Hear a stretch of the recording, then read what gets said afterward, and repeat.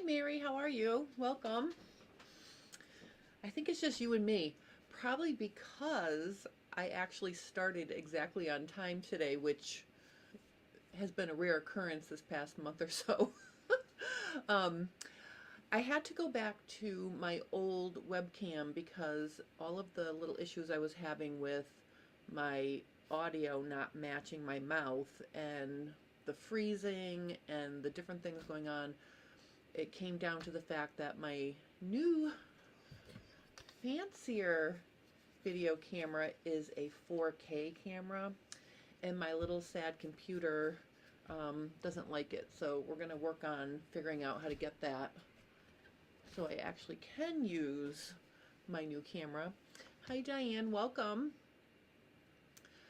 Today I decided, instead of packing on another project, I am just going to finish my Frenchie jeans, or I'm going to work on them for a while. I feel like it's pedal to the metal go time because I've been fussing with this pattern, I've been playing with it, I've been testing it, I've been writing instructions, and I really just need to move on and launch it. So I am going to be launching the Frenchie jeans next week. Super excited about that. So I thought I would just show you some of the final things that I decided to do in terms of constructing it, and then I'm going to give you a peek at the instructions, and that's what we're doing today. Hi Kelly, welcome. So basically, let me just start by showing you, oh, excuse me, hi Ann. Woo, sorry. Welcome. I'm just going to switch my view here. So I just want to show you. Hi Carol, welcome. I'm going to start with the actual pattern measurement table so you can see that. Basically, it's going to include sizes 4 to 24 with a 25-inch waist to a 50-inch waist and a 34-inch full hip to a 54.5-inch full hip. I'm still working with a couple pattern testers, and I may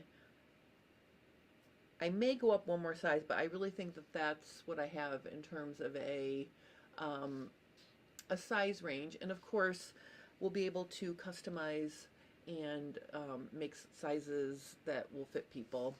But the important thing here is, for this pattern, you can see that in the smaller sizes there is a couple inches between the waist, the top of the waist yoke, and the full hip.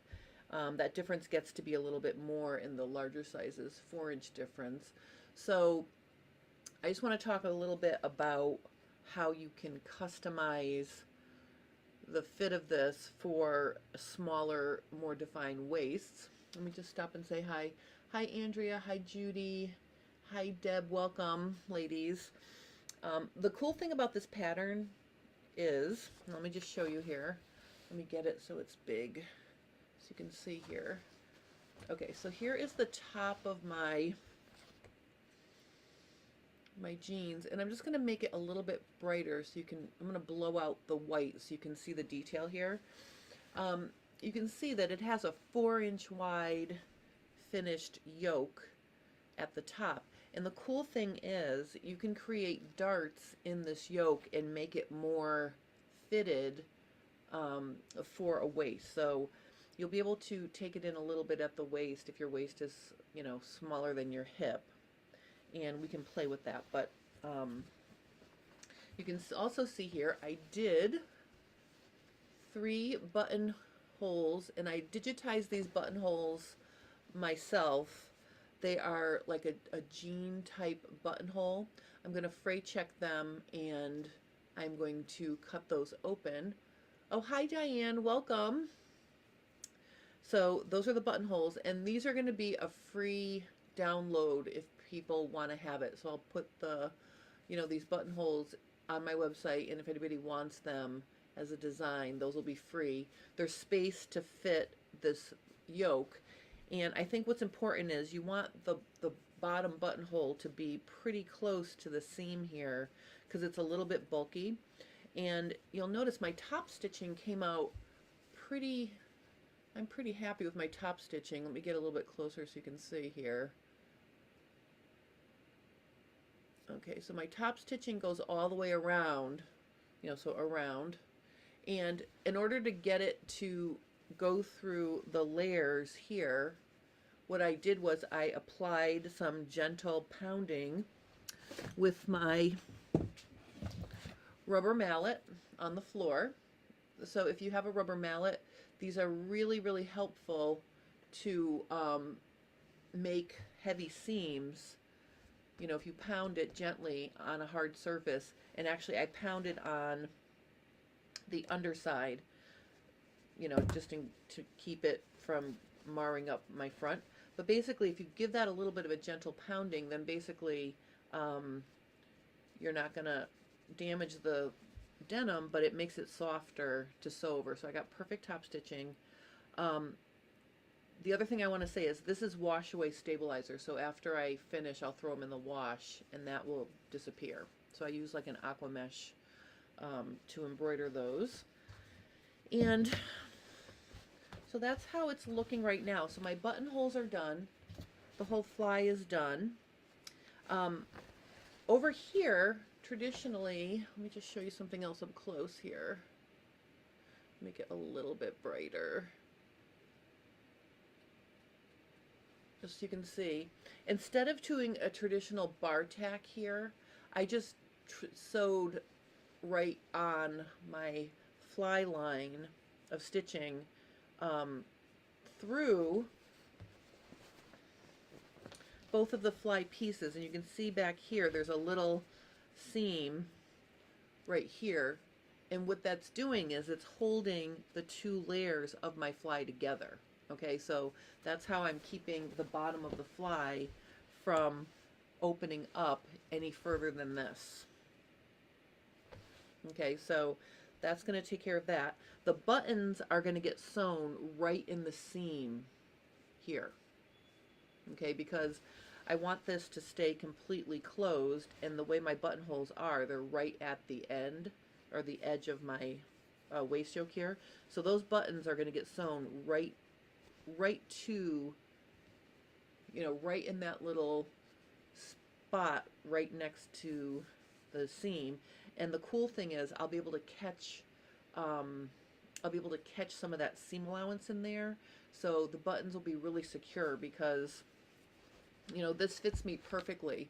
And if truth be told, I probably could stand to get a little bit smaller. I mean, they do fit, but it's a little bit snug, so these buttons are going to be very functional buttons. They're not going to be decorative. I'm going to need those to hold my waist yoke shut.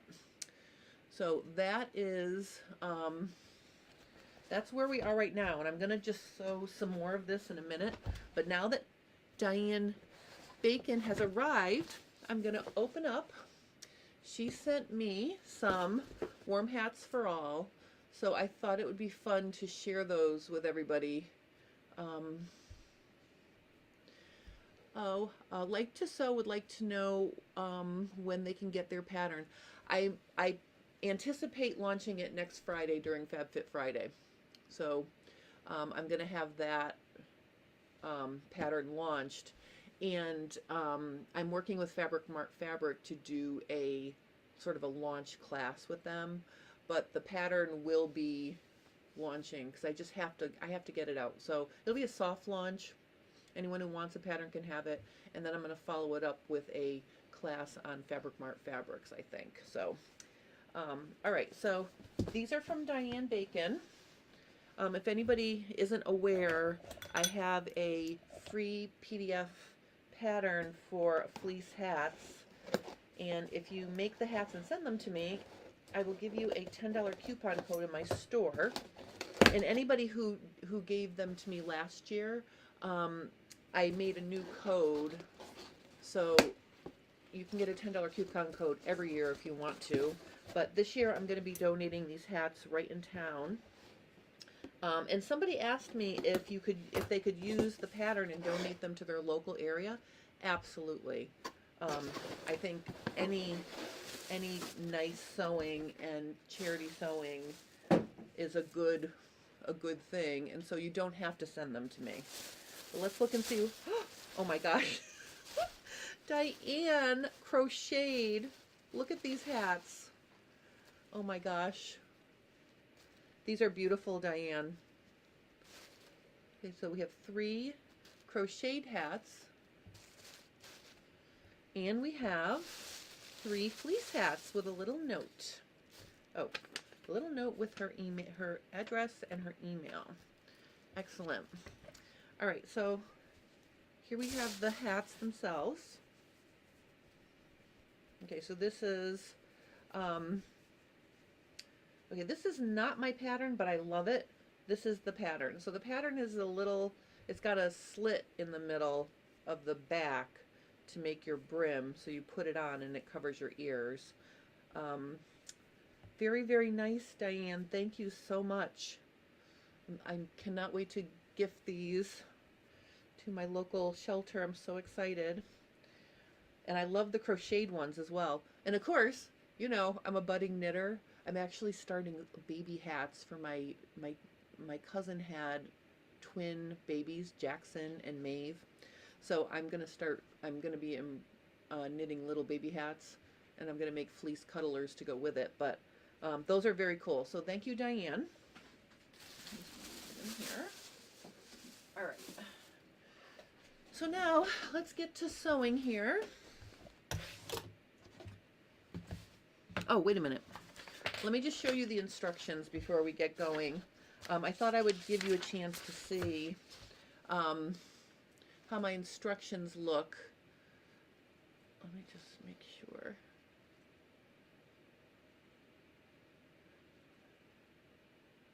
Yes, Diane, we really appreciate your hats. Okay, so this picture is going to change. This is a picture of me wearing my test pair that does not have an actual front fly. You can actually make them pull on if you have that kind of shape where your waist is similar to your hip measurement. All right, so here's the layout. Let me just make this so you can actually see. All right, here we go. So this is the layout, and you can see that you can fit all of the pieces fit double layer. So you can cut all the pieces out that need to be double on a double layer. And then this is the one piece pocket bag is on a single layer. All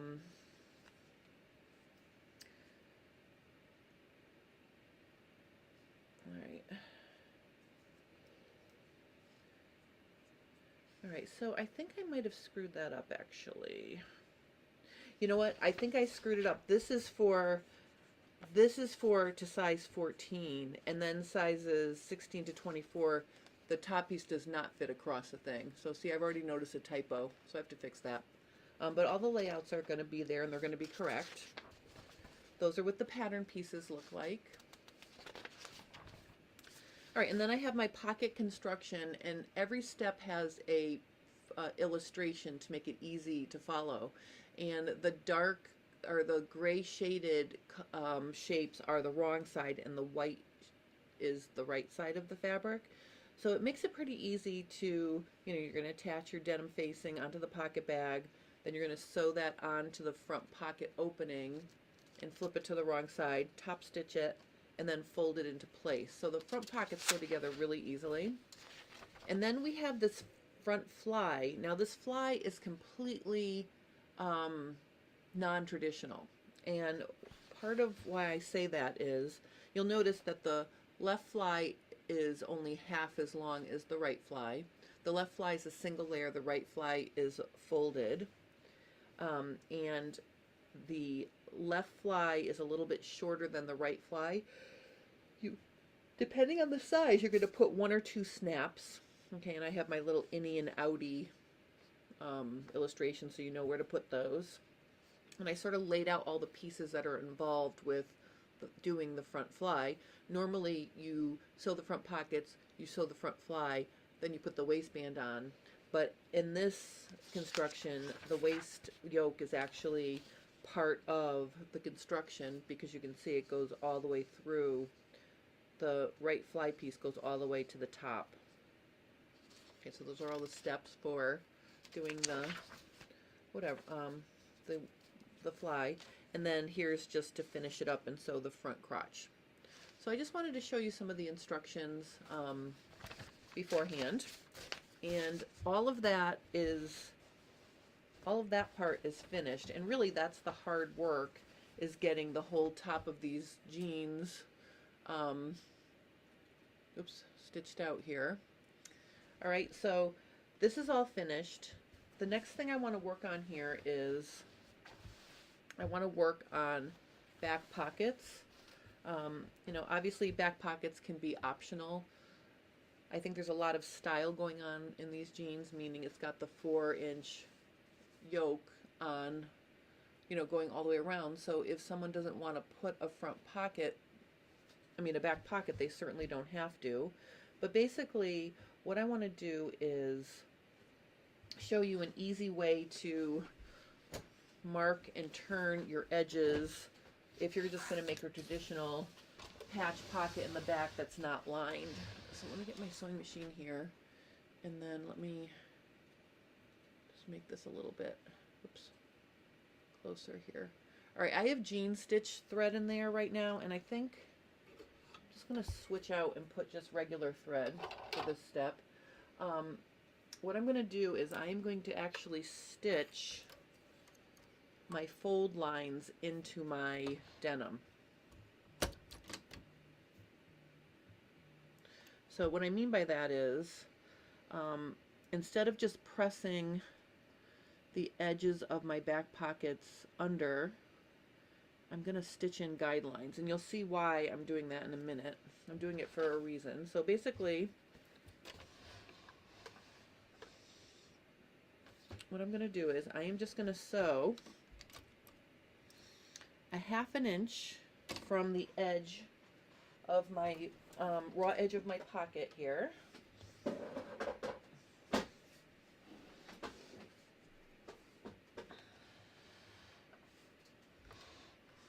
gonna move my camera.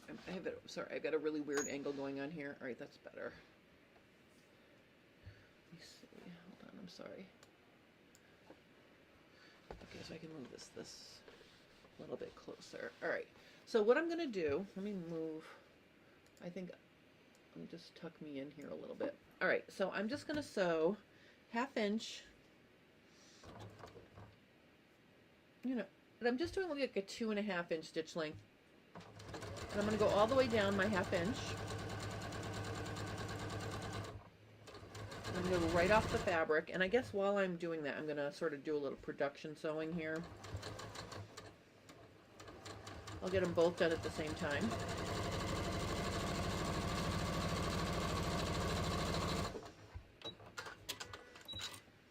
Then I'm going to do a 1/2 inch around my curved bottom here.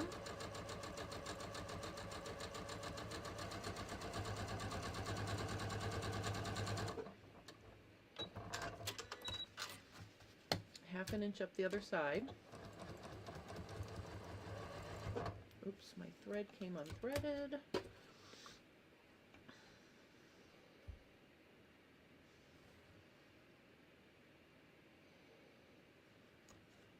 Okay, let me see here. All right, so I'm going to just do my 1/2 inch here.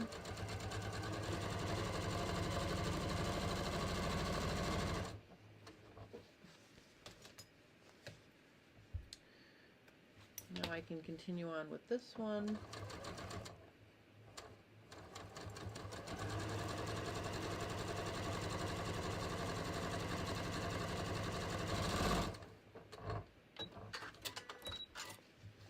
All right, and then a final up this last side here.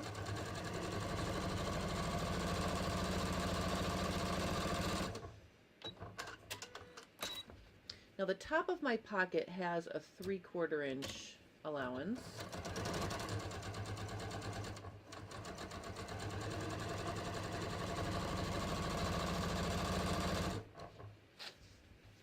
So let me just do those.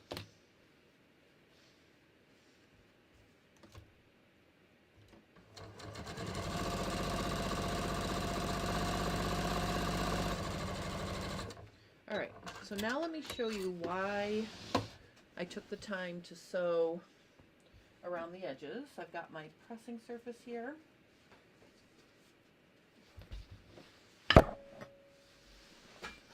And I'm going to get my iron.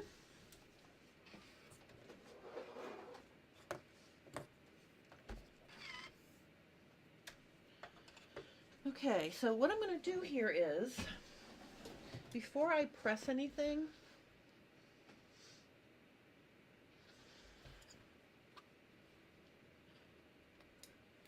I'm actually going to cut out the area out the corners, but just outside my stitching lines on the bottom. So what I want to do, let me show you that up close. So what I'm doing is I'm cutting, oops, just make it a little brighter so you can see. All right, so I'm cutting, I'm leaving about a 1/16 of an inch. Now this works if you wanted to make a lined pocket as well, but I'm just going to do plain patch pockets on this one. But basically what I'm doing is I'm getting rid of the bulk in the corner of these pockets by cutting that out. Then I also have the stitching line as a visual guide for me to press my edges under.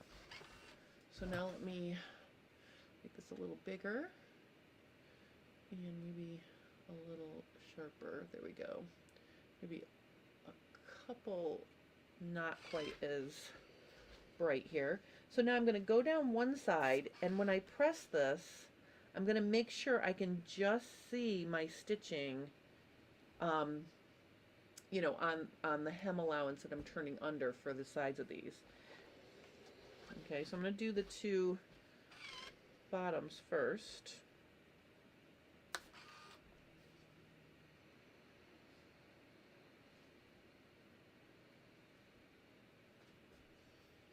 So I'm just pressing these. Okay, and then because we have a slightly curved bottom, I am just going to make little clips.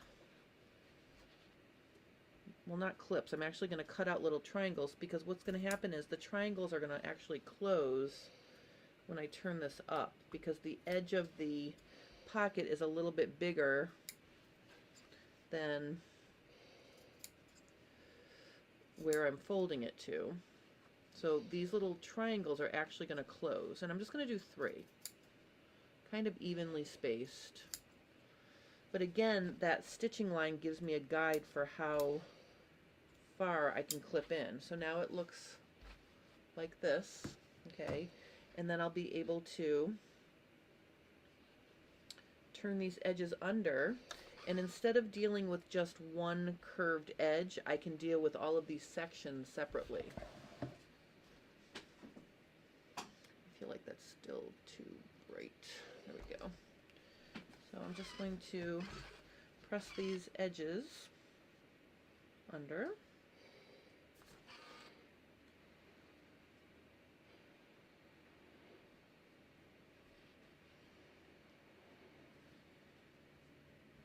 I want to get them all underneath the iron so I can just give them some steam. I love this Aliso iron.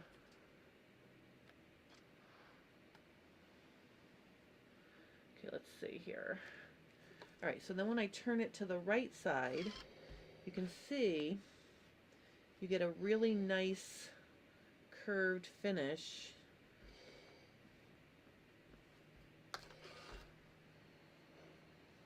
I'm just going to smooth it out where my clips are a little bit. So I'm just rolling it in my finger to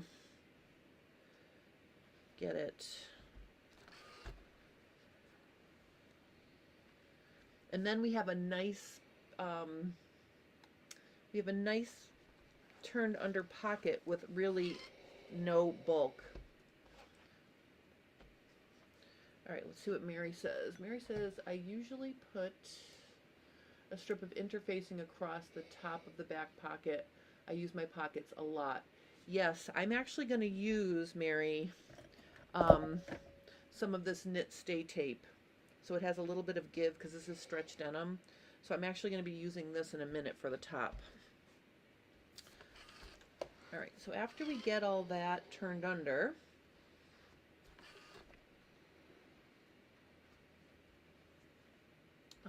well, let's see. Helen says, I can't wait to get the pattern. I've been looking at getting a pattern similar to yours for over a year. Ooh, I'm so excited. Well, if you can consider how long I've actually been working on this, I'm actually going to use the knit stay tape at the bottom too to hold this curved hem down. I don't think the sides need it, but just to keep all of these clips and everything from misbehaving, I am going to put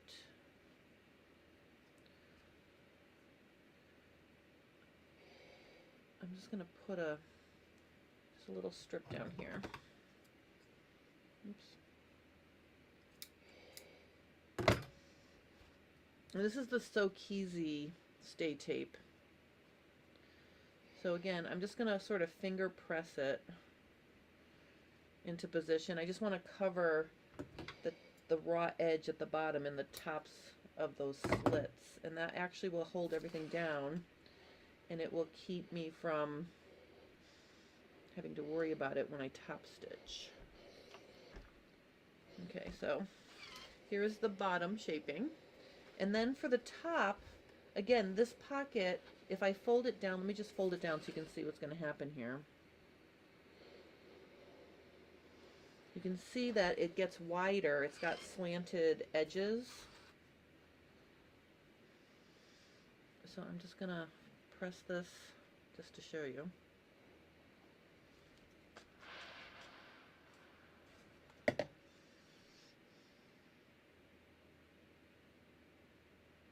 Oh, Mary says using my point presser would help those seams.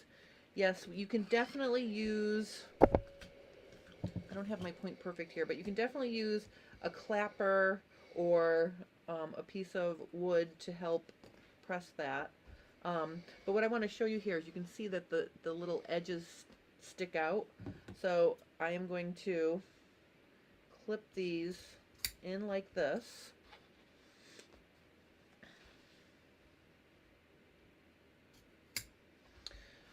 And I'm going to use the stay tape to hold this edge down.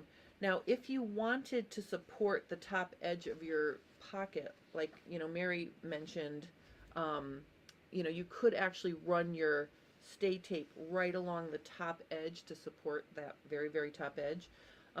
Notice when I pick up my hem, I have these two little triangles flopping here, so I'm going to cut those off too. Okay, to get rid of that bulk. Okay, so now I've got almost like an envelope edge at the top with less bulk. So again, I'm just going to put it here to support the pocket and protect this edge.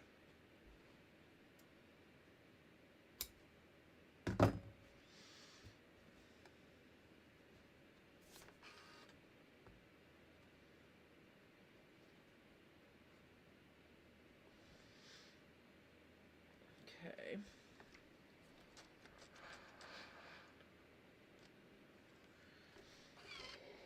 All right, and then the other thing is I'm going to just cut off this little extra. And let's look at it from the top, or the right side. I'm just going to give it one more little press job here. Oops. All right, so there's my pocket. I think I don't want to be like boring. I will finish the other pocket off camera, but basically there's my pocket. Now I am going to get my sewing machine back over here.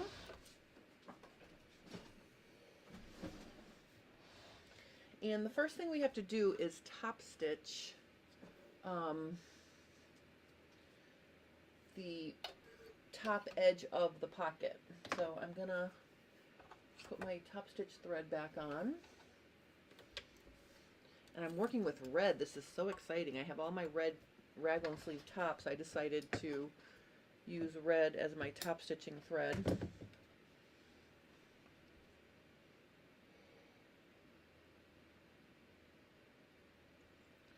Okay.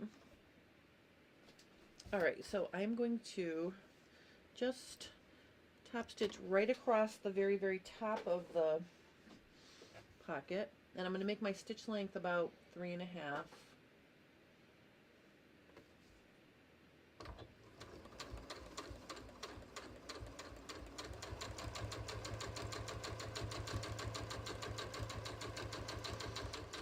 And when I get to this side, instead of clipping, I'm going to pivot. I'm going to sew down 2, maybe 3 stitches, and then I'm going to go back.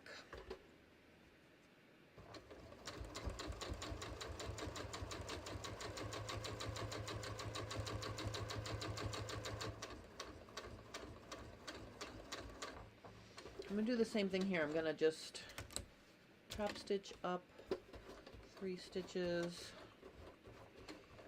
and then I'm just going to overlap my start point by about, I don't know, a couple of stitches here, and then I'm just going to back tack just to hold that. You can also bring your tails to the back if you want to, but I find that to be like a really easy way to create. Let me just make it lighter so you can see. Whoops.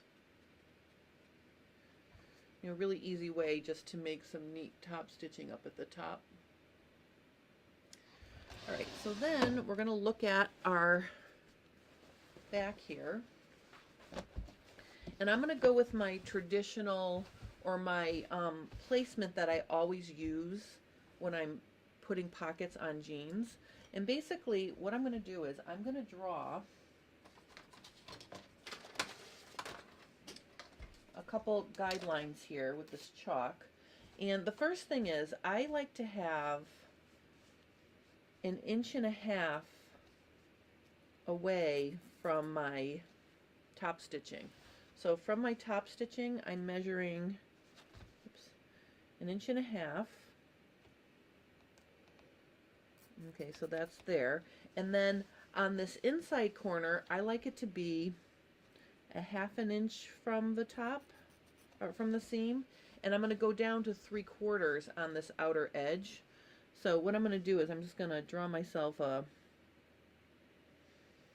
sort of a diagonal line like this. Oops.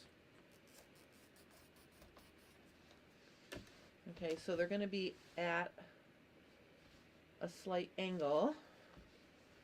Oh, and actually I want it, oops. I'm sorry, I haven't done this in a long time. We're going to do 3/4 on the inside and 1/2 inch on the outside. I'm sorry. I screwed that up. So over here it's going to be more narrow. So our diagonal is actually going to go like this. Okay, so it's going to be like this. That's how I'm going to position mine, because I know for me and my shape, the way my shape is, having a tipped top of my pocket is attractive on my back view, but really it's important to check that before you physically sew it on, just in case. So when I pin, I'm actually going to pin down the center of my pocket so I don't have to remove the pins as I get to them. And the reason why I'm doing that is because sometimes if you start worrying about taking out pins as you come to them, then your pocket could shift. So I'm literally going to just put those pins down center of my pocket like this. And I think 3 pins like that is going to hold my pocket in place. So let's look at that. Okay, so you can see my angle. And I will have a 3-inch gap when I sew my second, when I have my second pocket on. Oh, hi Kay. Kay wants to know about the back darts. I do not have the back darts on yet. I'm going to put those on after, because for this pair, this pocket is, all right, in order for me to get this pocket to be big enough to come down far enough to have it cover the bottom of my dart, I'd have to have a bigger pocket. So for this pair, I'm going to end my back leg dart before I get to the pocket. So I didn't do my back leg darts. Kay's talking about, let me show you. These jeans have darts in the little darts that they're for style, but they're also, you know, if you need to get rid of a little bit of extra fabric on your back leg, you can also you know, take up a little bit of extra fabric if you want to. Now here's the tricky part about the darts, and I know this is why Kay's asking me, is because the dart is not straight up and down on the back leg, because if you put it straight up and down, or sort of even with the grain line from the knee up, it's going to look crooked. So the way that I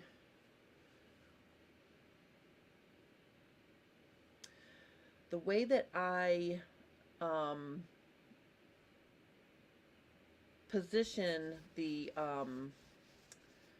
this dart is, I actually draw my chalk lines on my back leg. I take a picture of it, and then I use the position of where it is to see, oh, I need to move it over a little bit to make it look vertical on my leg. So that's the sticking point, I think, for some people, is going to be to get that dart to look like it's straight on your back leg. And the thing is, if you want the dart to disappear into the bottom edge of the back pocket, you certainly can, but that's also going to be something you're going to have to play with in terms of how big that pocket is and how high you're going to draw that dart up. Like, you can have the dart go high as you want, but for me it had to stop somewhere down here. And then actually, you can see here, I put my pocket much lower on this one so I could cover the dart, because I did the dart first. So that's the one thing that you're going to have to play with, and I certainly will have, you know, we'll work on it together, and I'll help you guys with that. But those darts are going to be the thing that you're going to have to play with to get them straight. But I will say that the way that I found it the easiest was to literally draw a chalk line, try them on, take a picture from straight back, like have someone take the back view picture, and then look at that picture and say, oh, I have to move it closer to the center back seam to make it straight. So that's how I got that to work. And just for interest's sake here, the top of my dart is probably 5.5 inches from my center back seam. So it's certainly, you know, it's, I want to say it almost runs, it's almost like it runs at the similar angle to the inseam. So if I have the inseam here, I mean, not quite, but like, so from the inseam it's almost 5.5 down here, and then it's 5.5 there. I mean, it gets wider here, obviously, but it's almost on a same angle, you know, coming in towards the center back up at the top. So that is the one thing.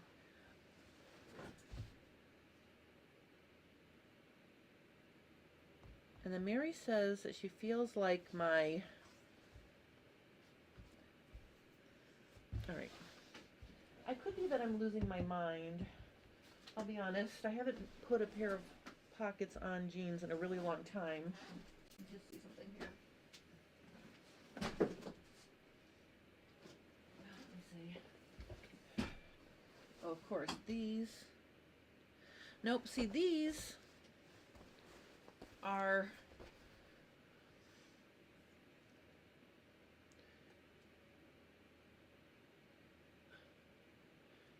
you could, all right, so Mary, see, it is farther down at the center back and closer, so it tips out towards the side seam a little bit. So this is an old pair. This is the center back seam here. So it's almost like they tip out towards, for me, I like them to tip this way a little bit. So a longer distance here, shorter distance here. That's what I hear up here. Longer, shorter. But again, there's no right or wrong to how you're going to position your pocket. I mean, like, my way is not the right way. You have to literally pin the pockets on, take a picture, and make sure you like the angle of your pockets. Okay, don't just slap them on and top stitch them in place, because you could totally ruin the look of your back view by doing that. So, like, I'm just using a formula that usually works for me. Okay, so having them be about 3 inches apart here. I'm sorry for that sunny spot. 3 inches apart here, a little bit farther down here, and a little bit closer there. And then it tips it towards, the bottom edge is tipping slightly towards the side seam.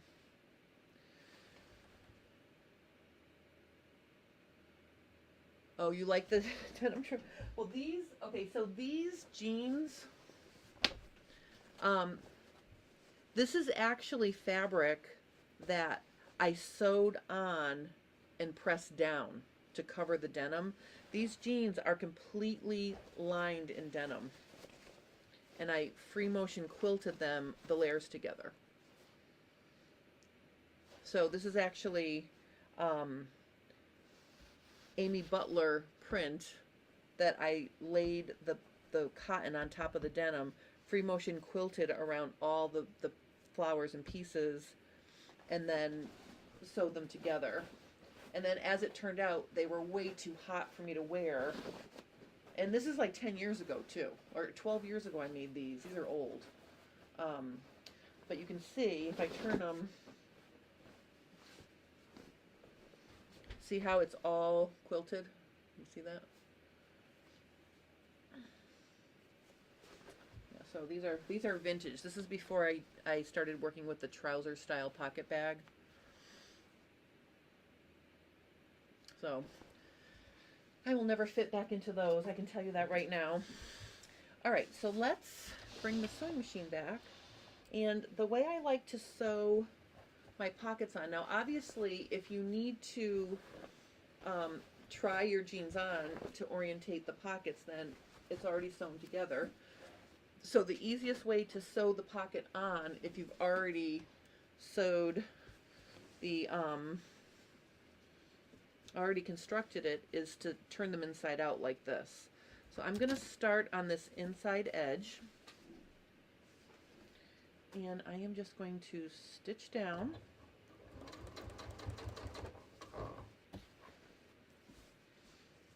You know, I'm just making sure it's just laying nice and it's agreeing with how I pinned it.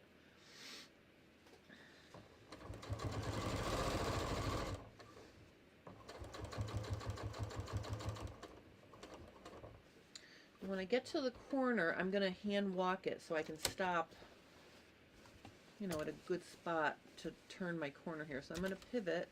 I'm going to go around my bottom edge here.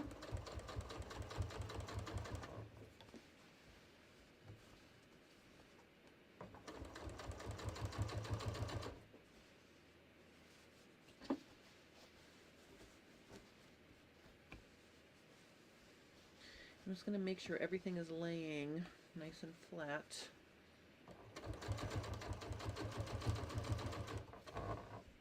And again, I'm going to hand walk it. Okay. And then we're going to come up the back stretch here.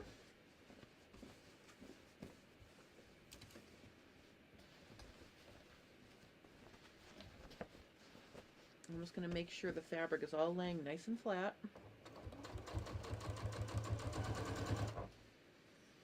And because I have these tails here, I'm just going to wrap them to the inside of my pocket so they get caught in the stitching.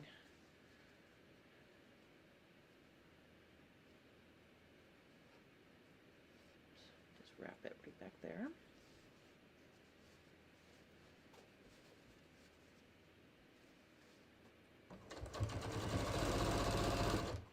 Then when I get to the top, I'm going to hand walk it to my top line of top stitching that I used to finish the top edge of the pocket, and I'm going to stitch right on top of that. And the way I like to do my top stitching is I come out like 1, 2, 3, 4, like 5 stitches. Then I pivot in. I'm going to take out these pins now so I don't prick myself. And I want to curve, I want to create a curve here. So I'm going to just come in and then straighten myself out so that I can use the side of my presser foot as a guide.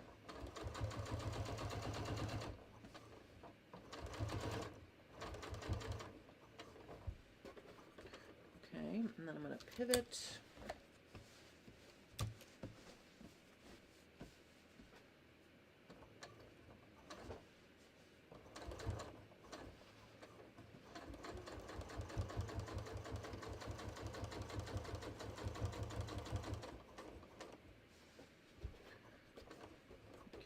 Hand walk it a couple. That's probably good.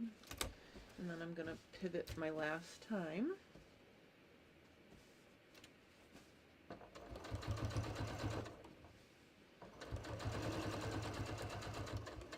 All right, and then as I come up, I'm going to start to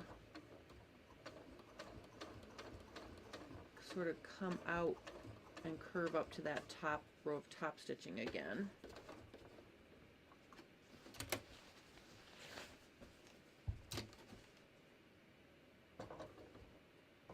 And then I'm just going to stitch back to the end. And I'm just going to back tack. Oops.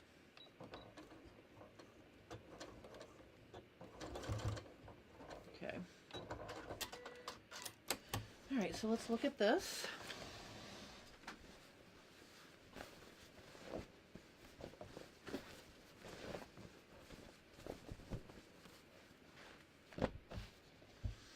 Okay, so there's one pocket, and it did sink down a little bit there, so now it almost looks normal.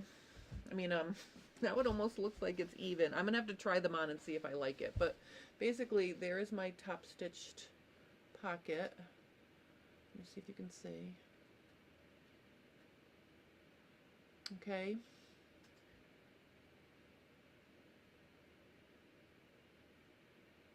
Oh, Mary says, when I use contrasting thread like that, me and my seam ripper become really acquainted.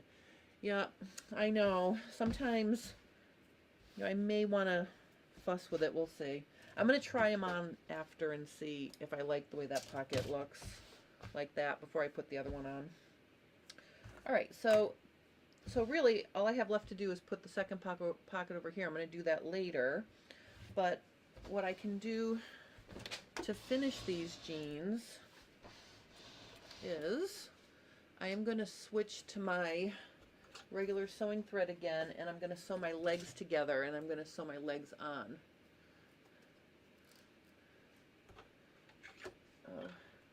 Diane says very nice. Oh, your ability to eyeball.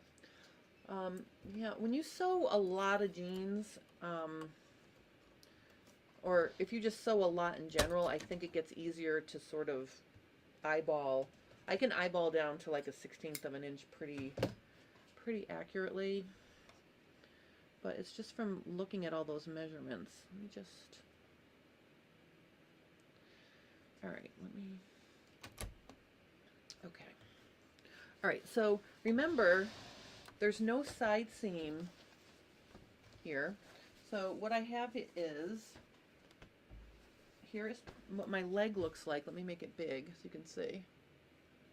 Okay, so my leg, each leg is one piece. So all I have to do to finish these legs is to sew them together using a 1/2 inch seam allowance.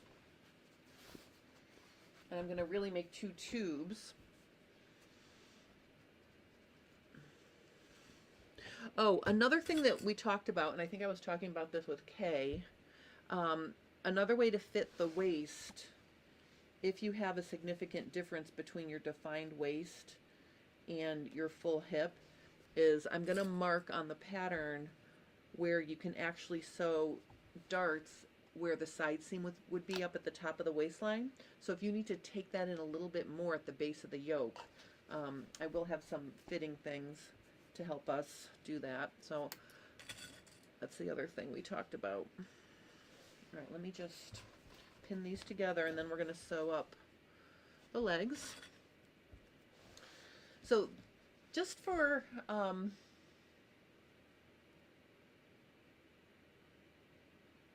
oh, Diane says the stitching line is amazing. Hope the class with Fabric Mart will not be before April so I can be back home when I sign up.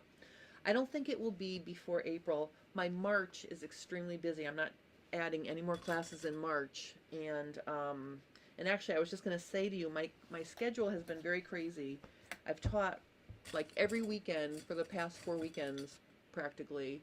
I'm teaching a Zoom class next weekend for the Austin, Texas ASG. So this weekend I am not teaching, and I know it's a Super Bowl, so I will be maybe making a little bit of a Super Bowl celebration for just, you know, my immediate family here. But basically I am going to be pedal to the metal finishing this pattern. I haven't had a lot of quality time where I can just work on, you know, my own project, so I'm really kind of excited to be sewing and just finishing up this. So that's what I will be doing all weekend, is instructions and working on this, so I'm super excited. All right, so these are 1/2 inch seam allowances, so I am now going to put my stitch length back to like 3, a little bit shorter than top stitching.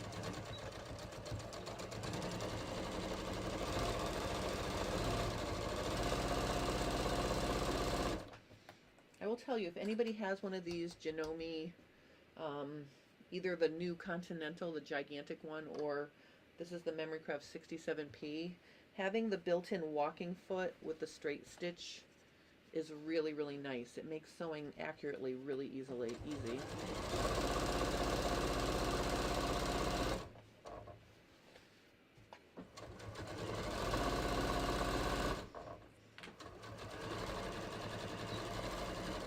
Okay. All right, so there's one. Let's do the other one.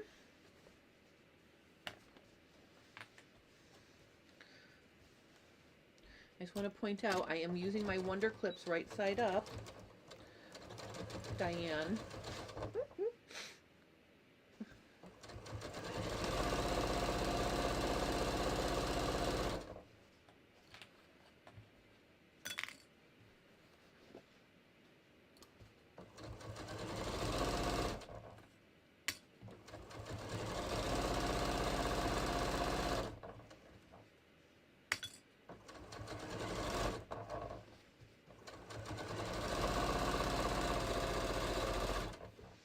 Okay.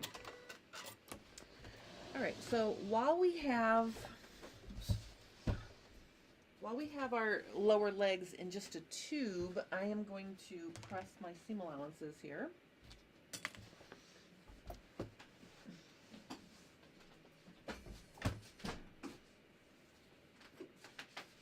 And I'm going to use this. I love this. Let me just see here.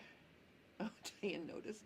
Diane is my my Wonder Clip Police. I'm going to see if I can get rid of this. There. I put my big 48-inch ruler in the little place where the light is streaming in to make it a little less annoying. I love this thing. It's basically a piece of heavy something, like maybe plastic, not plastic, can't be plastic, some sort of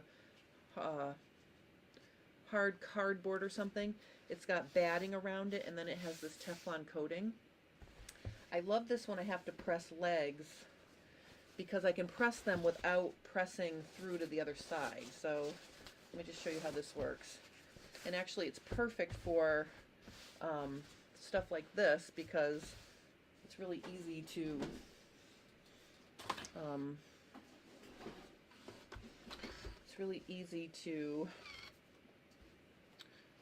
use, because we're just working with the short end of the leg. So what I want to do here is I want to, oh, well, I guess it doesn't matter. I'm going to press one going one way and one going the other way so it matches with my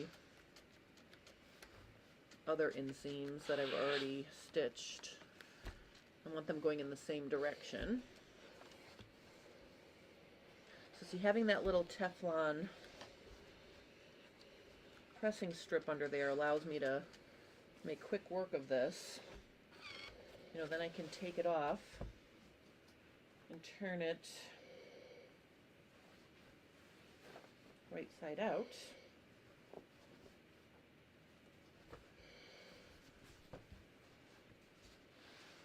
And I'm going to press it from the right side too.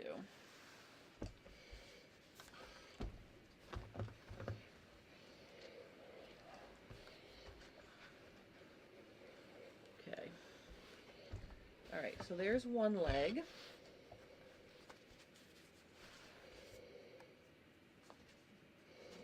And now this one,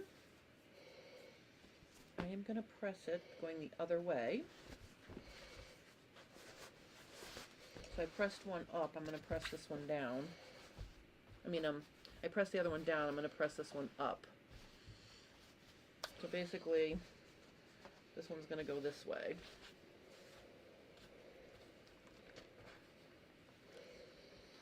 I'm going to turn it this way now that I...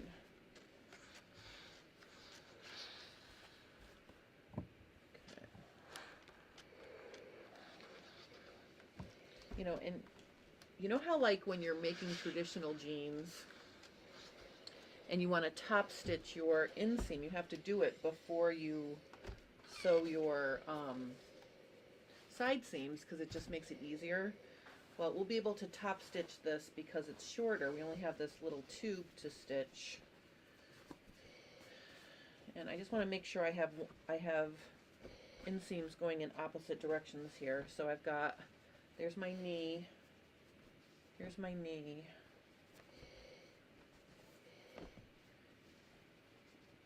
yep, okay, so I have my seam allowances going in opposite directions. So let me just give this a press from the right side.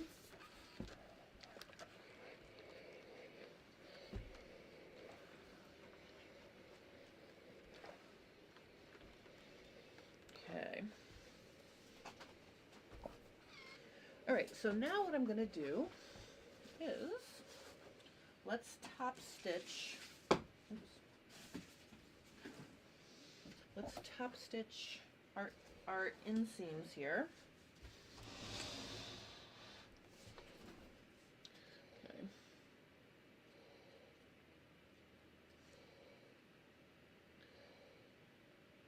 All right, so I am just going to turn my legs inside out. And I'm going to start at the hem edge and I'm going to go up, because the hem edge is wider. It's a little bit of a flared leg. So that'll give me a bigger hole. So basically I'm going to put my stitch length on 3.5 again. And I'm just going to stitch up. Oh, wait a minute. I have to change to my top stitching thread.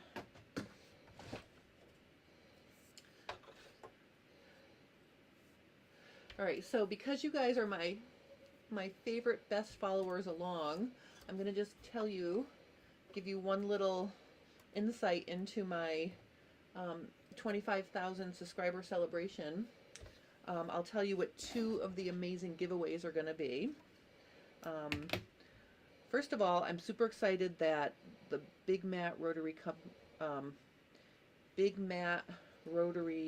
Cutting Surface Company is going to give me a mat to give away to you. So it's going to be a 40 by 72-inch mat. So that's going to be one of the giveaways.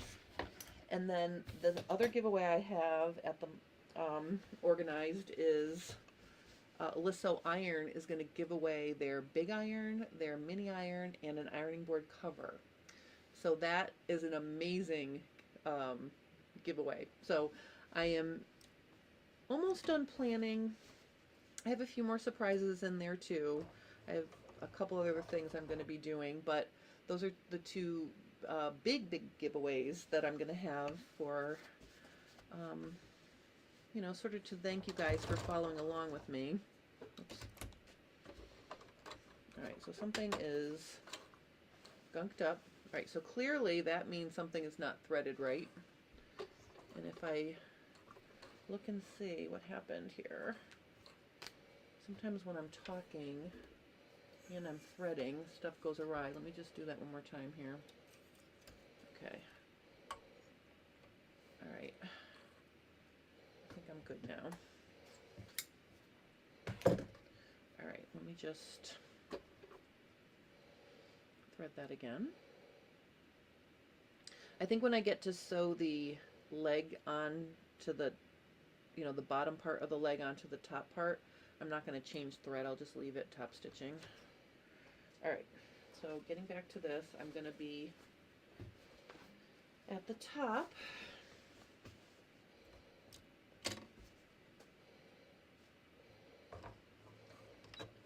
I'm just going to back tack at the bottom just to keep it from,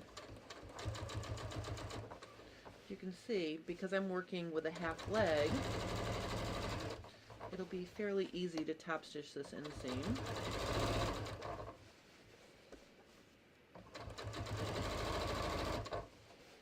I haven't had a sewing event to go to in a long time, so I'm so excited for Stitches West. I'm going to bring these to wear. Mary says, do I have enough bobbin thread? I looked at that, Mary. I don't know. We'll see. I'm hoping I do to finish this one.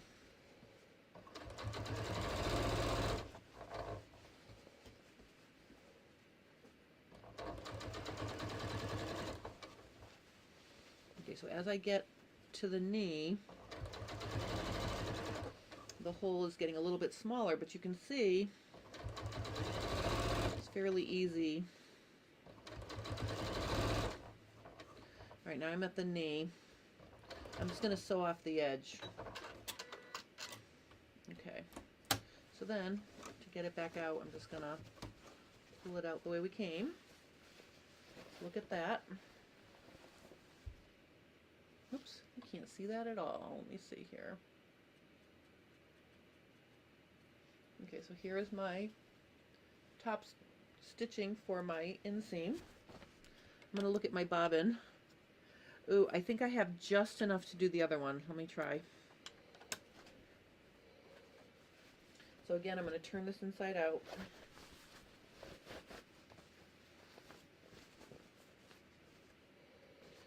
And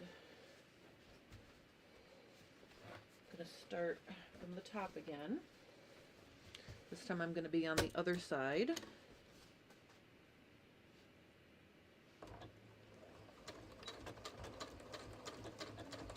So this top stitching thread is Coats & Clark. And I have to say, I really like it because sometimes my YLI top stitching thread, which I also love, it's a little bit heavier than the Coats & Clark.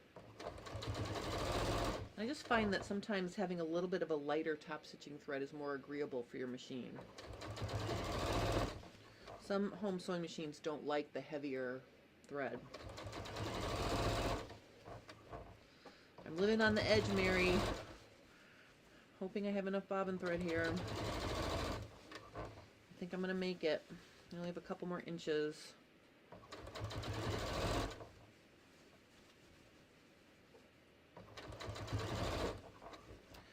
I think I made it.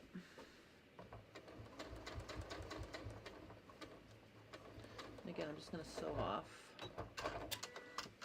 All right, and then I'm going to move this out.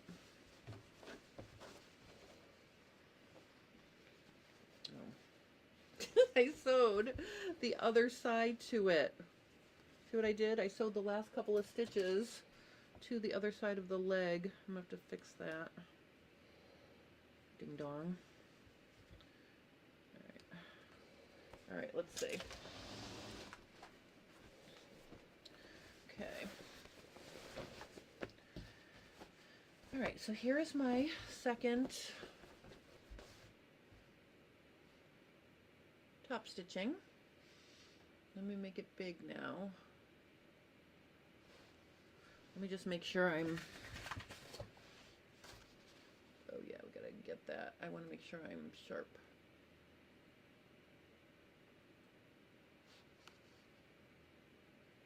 Okay. All right, so now I have to also top stitch.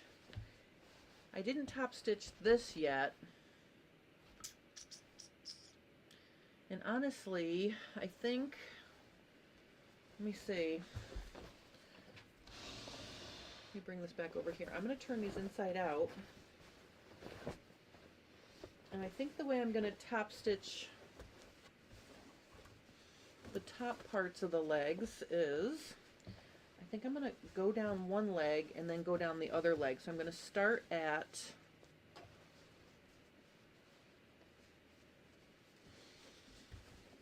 the crotch seam. So you can see here, I am at the intersection of the crotch. So I'm going to start just before it, and I'm going to top stitch over that and top stitch down.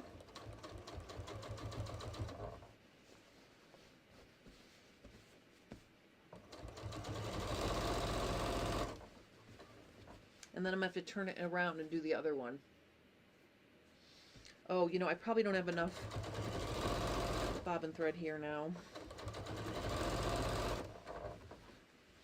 Oh, I might have enough to get this leg. Let me see. I do have enough. I'm going to have to change my bobbin now. Okay. Alright, so I top stitched down one leg. I'm just going to swirl it around. Oh, wait a minute. First I'm going to take it out. Okay. And I'm just going to use a bobbin of a different color. I think I'm just going to go with gray, so I don't have to wind one. I'm gonna take, oh, I still have plenty. Well, I'm going to put in one that has more, though.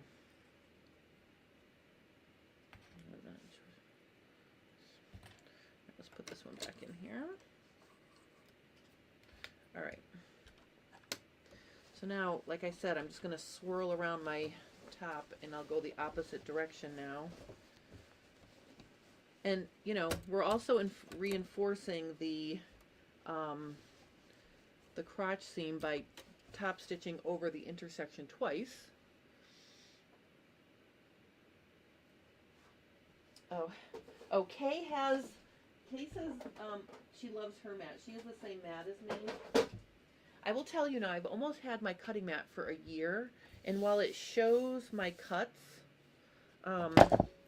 having the little scraper, this little doodad right here, this thing is amazing for smoothing the cutting mat. I'll show you that after. Alright, so let me just finish this top stitching here. So I'm starting in front of the inseam again, and I'm just going to top stitch on top of my first row of top stitching. I mean, if anybody's looking at my crotch that closely, they shouldn't be. Shouldn't be. Oh, hi Jerry. Oh, it's beautiful and warm in SoCal. I hope everyone's having a happy day. Excited to be watching today to see you finish these fun jeans. Well, thank you for joining us Jerry, it's nice to hear from you.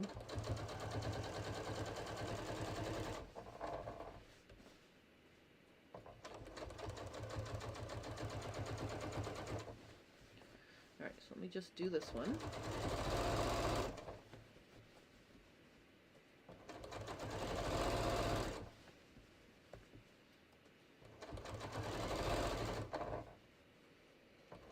All right. Okay. Top stitching is complete. Super excited. Let me just get this out. Okay. All right, so now what we have here is we have top stitched inseams. Make it a little bit bigger. And then we have our legs. So now the legs, I'm going to turn the legs inside out. And I'm going to put them on the leg so they match. So the inseam matches. So all the inseams are pressing to the back. So this one's going to go with this one. Oops, no, this one's going to go with this one. So I'm basically going to put it on hem first. Like so the hem is up there. The knee is here. Probably a little bit too right. So see what I'm going to do is I'm going to line up my inseams here. And my inseam top stitching right here, see? I'm going to line those up. I'm going to clip this thread. I'm going to wonder clip them together.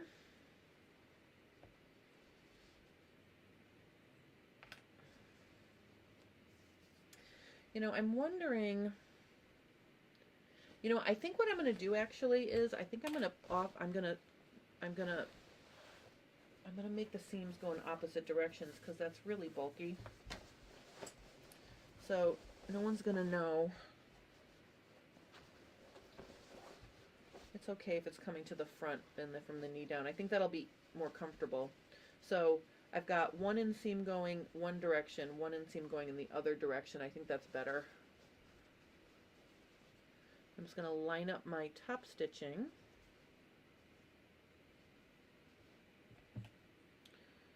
Put a clip.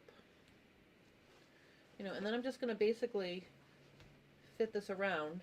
Now obviously if you cut these out right, the bottom of the top of the leg and the top of the bottom of the leg should be the same exact diameter. So I'm just gonna fit it in here and put some, you know, wonder clips.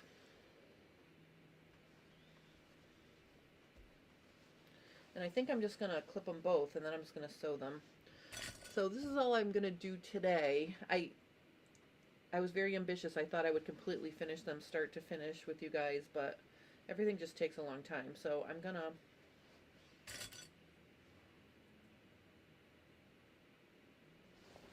here's one. Let me do the other one. Sew these together.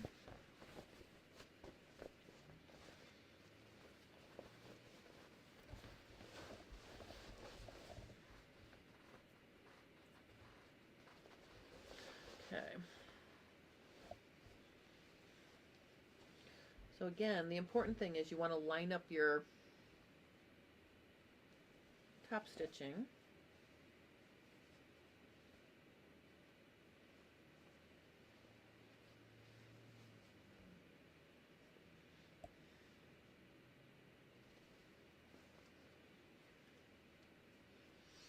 Okay.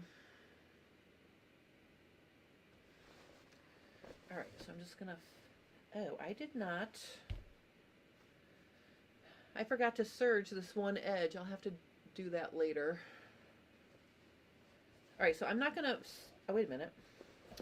I'm matching it up to the wrong one. Silly girl. I was putting the hem edge with the knee, and I would have noticed that in a hot second because it would have been too big, because my hem is bigger than my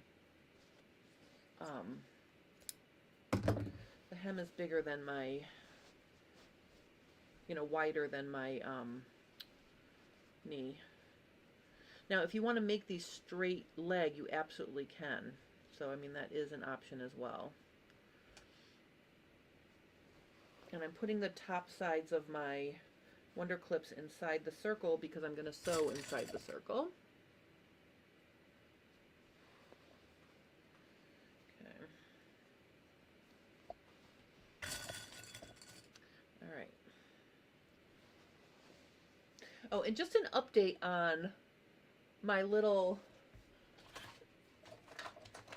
body tape measure extravaganza. If you've been following along with me, you know that this company contacted me and asked me if I would do a, you know, promo video for them. And after I tried it and liked it, I decided I would. But then the coupon code didn't work. So I put a different link to a different brand on all the comments for people who didn't win. And then just 2 days ago, the woman from this company got back to me and she's like, "Oh, I'm so sorry. The coupon code works now. We were on a long vacation. Maybe it was the Chinese New Year or something. But basically, I tried the coupon code she gave me and it still doesn't work. So I don't know why she bothered to give me another code that does not work. But that's what's happening with that. So I'm very sorry about that. From now on, I am going to check all these things out before I publish them. All right, so I'm going to stick this in here. And you can see I've got all this fabric off to the side. So you want to manage your fabric. And what I'm going to do is I'm just going to sew inside the circle here. Just make it a little bit more sharp. We go. All right, so I'm just going to sew a 1/2 inch all the way around. And I'm just using my top stitching thread because I don't want to change it. I'm lazy.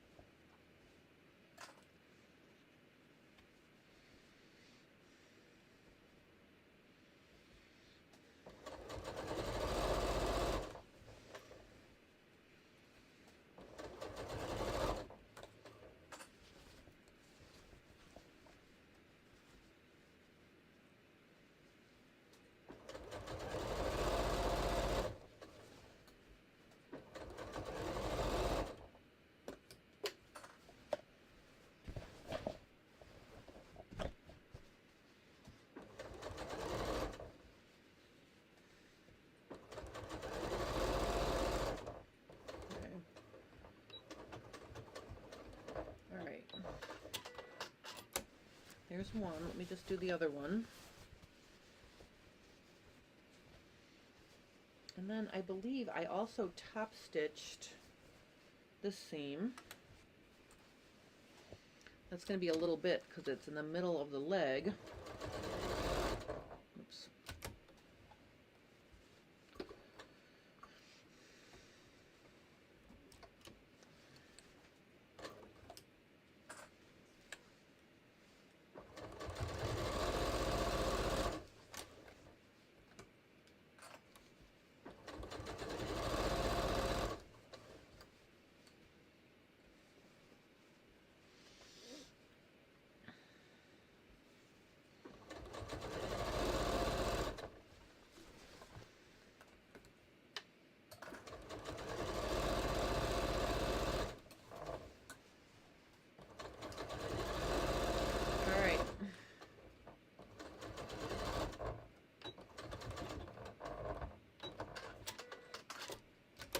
All right, so now let's see. I'm going to pull down these legs.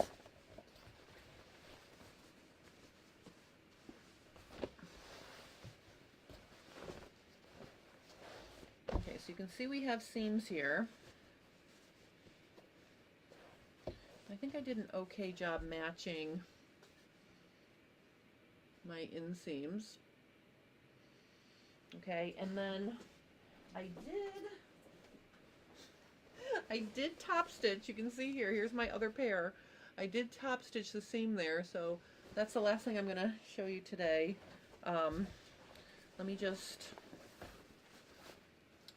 turn this inside out. And I think the easy way to do that, I think, is if I fold up my leg, just thinking of how I can get in there. I mean, I obviously got in there the last time. Let me just turn these inside out. Because, I mean, the first thing I have to do is press it. So, and for that press job, I probably can use my sleeve board.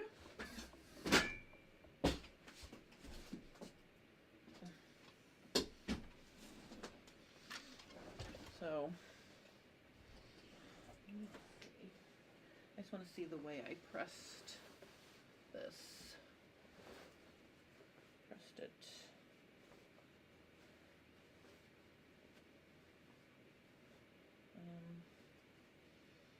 I think I pressed them up.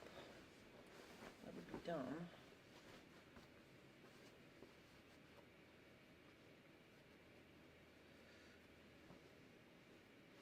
Alright, so I pressed these seam allowances up, and I think the reason why, when I was playing with it, I think it felt better on my knee, you know, for it to be up versus down.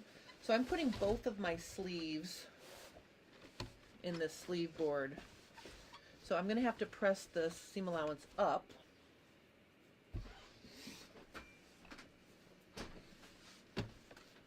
Oops. Make it a little bit smaller. So I can just do like a little at a time here.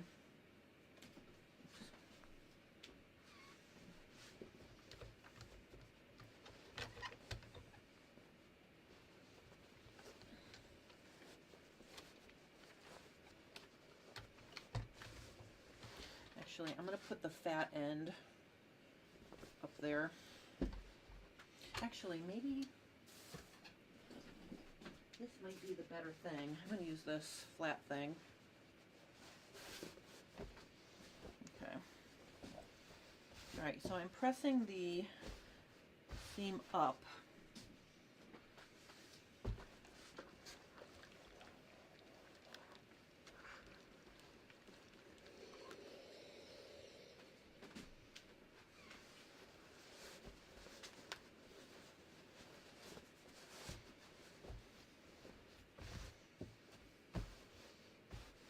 Yeah, and I think offsetting the seams is a good idea because then we're not going to have bulk.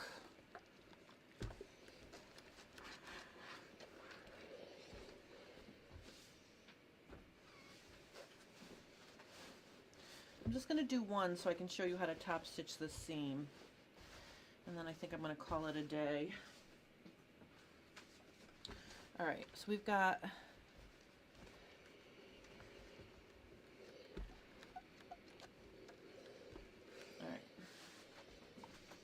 Alright, so see how this looks now? Let me just show you here. You've got your seam is pressed up and my seam allowances are offset, so I think that that creates the least amount of bulk. Alright, let's see here.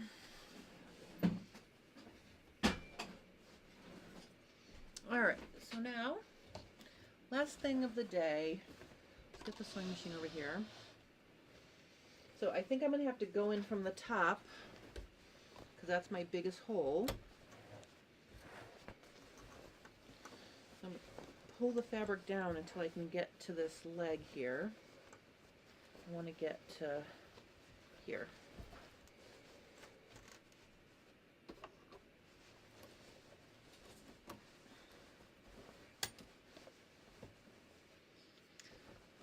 This is where having a free arm would be really handy, because you could put the free arm, you know, you could put the leg around the free arm, but I've reached my knee, seam. It's right here. Kay says, just curious, wonder if it would be a good idea to trim away the seam allowance that will be on the inside of the knee. That is a good thought, Kay. I will think on that and maybe we'll test it. Okay, so I'm going to start at the inseam, and I can tell I'm at the inseam because I can see my top stitching here. So I'm literally just going to, oops, oh, I just pulled my presser foot off. Perfect. All right, I'm just going to start right here, right in front of my inseam.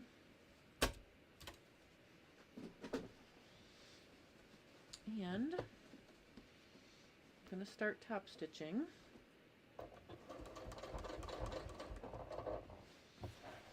Okay, so it is possible to get in there, I'm showing you.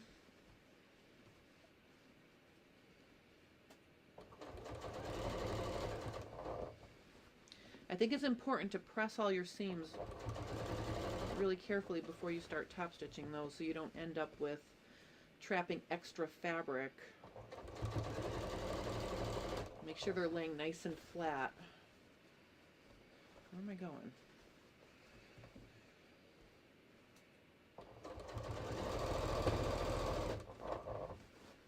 Okay, we're coming around.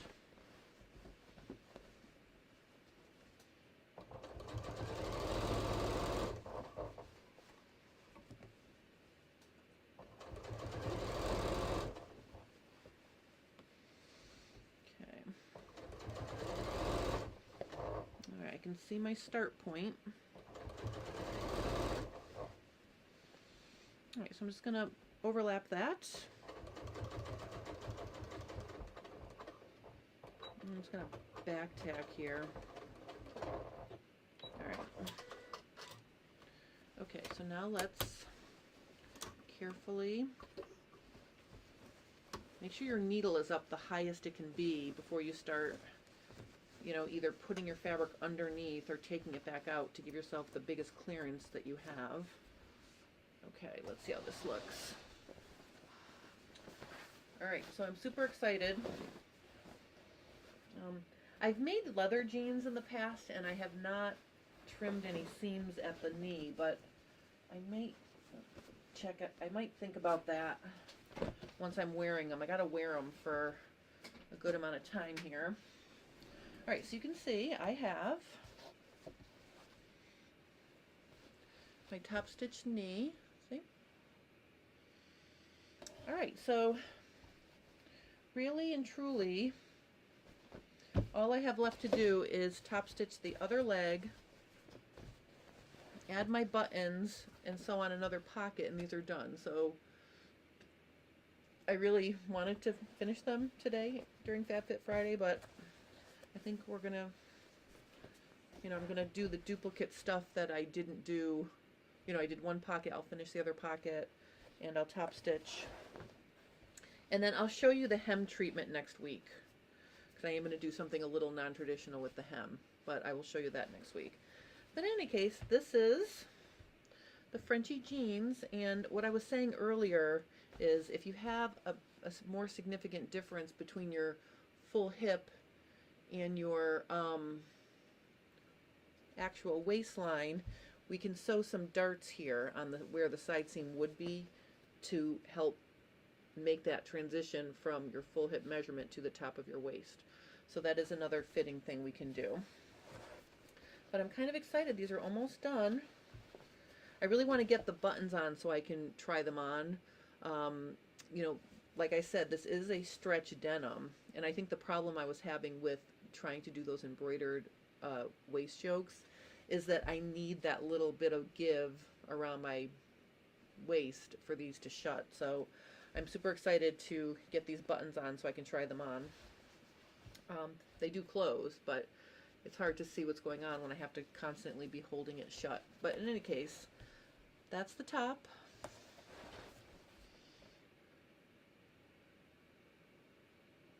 Oh, Mary says, I agree, pressing those seams before top stitching makes a huge difference. You know, it really does, because what can happen is if you don't press the seam, like let's say I was doing, you know, the inseam here and I didn't press it, what could happen is you can end up with, whoops, you can actually end up with more fabric getting trapped, you know, so it doesn't lay completely flat. And it doesn't look as nice either. So definitely press your seam allowances really well in the direction that you're going to be sewing them, so you can get a really good, nice, crisp top stitching. All right, so that's what I wanted to share with you guys today. Like I said, I'm a little disappointed I couldn't finish them a little bit more, but basically, whoops.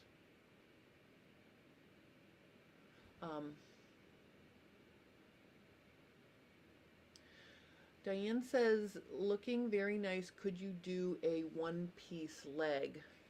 Meaning have no seam here? Is that what you mean, Diane, getting rid of this seam? Because if that's what you're saying, you probably could, if you wanted to get rid of this knee seam. I mean, I don't see any reason why you couldn't just tape the pieces together and cut them out all as one. I don't see any reason why you couldn't do that. Yeah, I think you probably could. All right, so stay tuned. Next week we're going to launch this pattern, and like I said, it'll be a soft launch because you know, the class, I want to do a class on it, and I just have to figure out when we can do that at Fabric Mart. It's going to be with Fabric Mart fabric. So, oh, Mary says, wow, you did a great job. Thank you so much, Mary. And Diane wants to get rid of this seam. And let's just look at the mini pattern pieces one more time here, because I'm all for you taking my patterns and making them your own. So let's look at this, just for ha-has. Oh, okay, you could, but the one thing I will say is you can, but the top and bottom edges are not 100% straight. So you can see here that there's a slight bend or concave, that the top edge of the bottom leg is not straight. And also the bottom edge of the top leg is not 100% straight. So you could, but you might end up with extra fabric. That would be where your side seam is, where it's, yeah, I don't, or maybe we can straighten those edges. I don't know. We'll have to play with it, Diane. But there is some shaping in there. And actually, for people who have legs with different challenges, having that seam there is going to make more things that they can do to fit it to get it to hang nicer. Like you could take up some of the extra vertical length by sewing in deeper on the top of the, at the bottom edge of the top.